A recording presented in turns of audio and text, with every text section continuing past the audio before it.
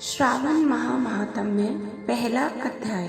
शौनक बोले, हे सूत, हे महाभाग, हे व्यास शिष्य, हे अकल्मष, आपके मुख कमल से अनेक आख्यानों को सुनते हुए हम लोगों की तृप्ति नहीं होती है, अपितु बार बार सुनने की इच्छा बढ़ती रहती है। तुला राशि में स्थित सूर्य में कार्तिक मास का महात्म्य, मकर राशि में माघ मास का महात्म्य और मेष राशि में स्थित सूर्य में वैशाख मास का महात्म्य और इनके साथ साथ उन मासों के जो भी धर्म हैं उन्हें आपने भली भांति कह दिया।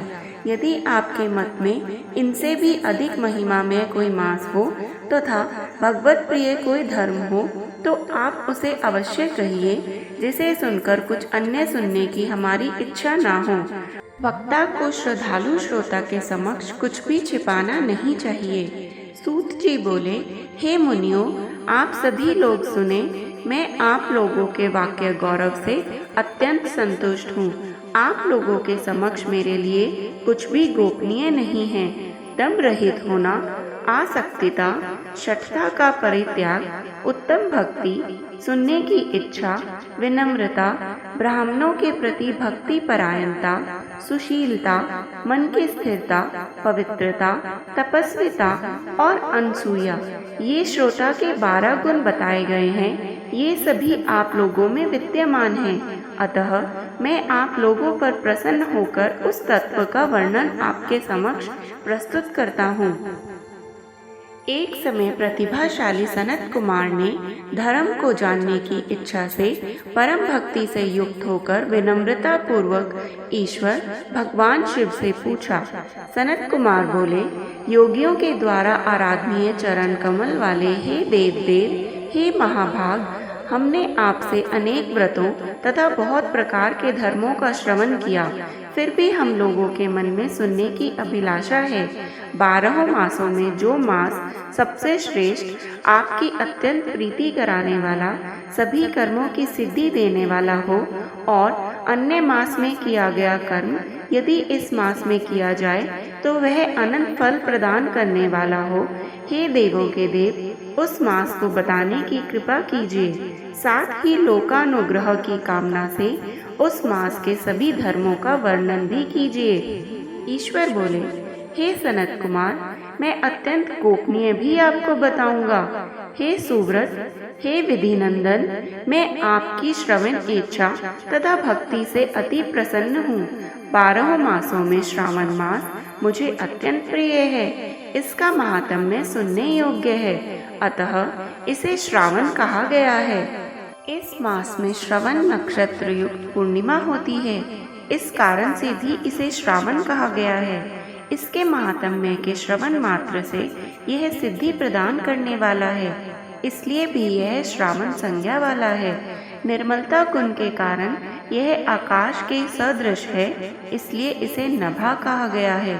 इस श्रावण मास के धर्मों की गणना करने में इस पृथ्वीलोक में कौन समर्थ हो सकता है, जिसके फल का संपूर्ण से वर्णन करने के लिए ब्रह्मा जी 4 मुख वाले हुए, जिसके फल की महिमा को देखने के लिए इंद्र 1000 नेत्रों से युक्त हुए और जिसके फल को कहने के लिए शेषनाग 2000 जीवाओं से संपन्न हुए।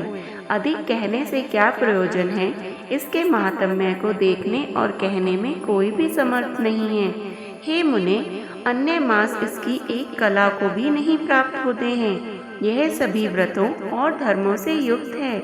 इस महीने में एक भी दिन ऐसा नहीं जो व्रत से रहित दिखाई देता हो। इस माह में प्राय सभी तिथियां व्रत युक्त हैं। इसके महात्म्य के संदर्भ में मैंने जो कहा है वह केवल प्रशंसा मात्र नहीं है। आर्तों, जिज्ञासुओं, अर्थ की कामना करने वाले, मोक्ष की अभिलाषा रखने वाले और अपने अपने अभीष्ट की आकांक्षा रखने वाले चारों प्रकार के लोगों, ब्रह्मचर्य, गृहस्थ, वानप्रस्थ, संन्यास आश्रम वाले को इस श्रावण मास में व्रतानुष्ठान करना चाहिए। सनत कुमार बोले, हे भगवन, हे सतम, आपने जो कुछ कहा है, इस मास में सभी दिन एवं तिथियां व्रत रहित नहीं हैं, तो आप उन्हें मुझे बताएं किस तिथि में और किस दिन में कौन सा व्रत होता है, उस व्रत का अधिकारी कौन है, उस व्रत का फल क्या है, किस किस ने उस व्रत को किया, उसके उद्यापन की विधि क्या है, प्रधान पूजन कहाँ हो और जागरण करने की क्या विधि है, उसका देवता कौन है और किस देवता की पूजा कहाँ होनी चाहिए, पूजन सामग्री क्या क्या होनी चाहिए और किस व्रत का कौन सा समय होना चाहिए। हे प्रभु, वह सब आप मुझे बताइए। यह मास आपको प्रिय क्यों है, किस कारण यह पवित्र है, इस मास में भगवान का कौन सा अवतार हुआ, यह सभी मासों से श्रेष्ठ कैसे हुआ और इस मास में कौन कौन धर्म अनुष्ठान के योग्य हैं। हे प्रभु, यह सब बताएं।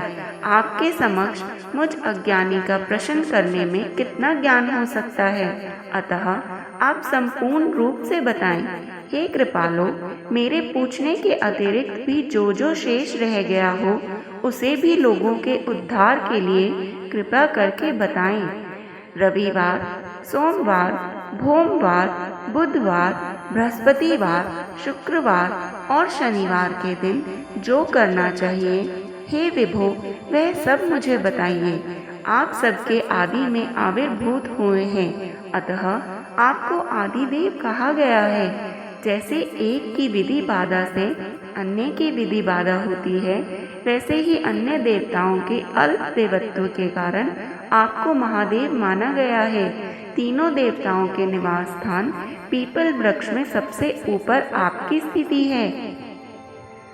कल्याण रूप होने के कारण आप शिव हैं और पाप समूह को हरने के कारण आप हर हैं।